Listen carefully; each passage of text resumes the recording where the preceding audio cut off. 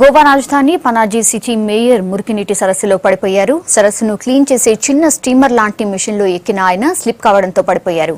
ఆయనతో పాటు చిన్న బోట్ కూడా తలకిందులైంది. దీంతో అందులో ఉన్న వారంతా నీటిలో పడిపోయారు. అయితే ఒడ్డున ఉన్నవారు సేఫ్ గా బయటకు తీశారు. ఎవరికీ ఎలాంటి దెబ్బలు తగలలేదు. ఈ ఘటన ఆదివారం ఉదయం జరిగింది.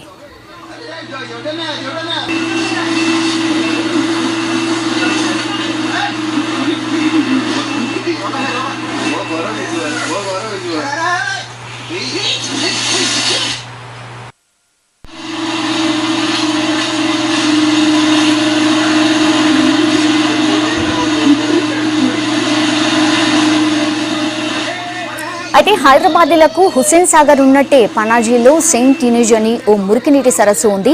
అయితే అది హుస్సేన్ సాగర్ అంత మురికి కాదు.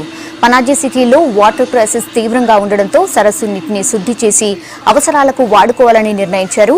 దీంట్లో భాగంగానే జలాశయంలో ఏపుగా పెరిగిన కలుపు తొలగించేందుకు మిషన్ తెప్పించారు. అది ఎలా పనిచేస్తుందో చూడాలనుకున్నారు మేయర్ సురేంద్ర పుచ్చడో.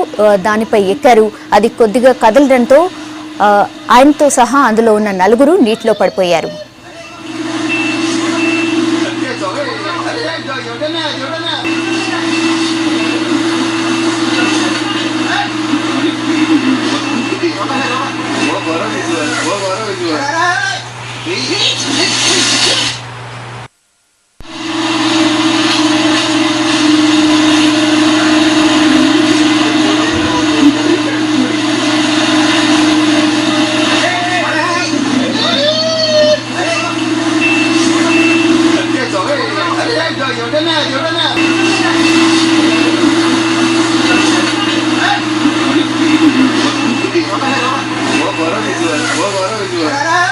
वो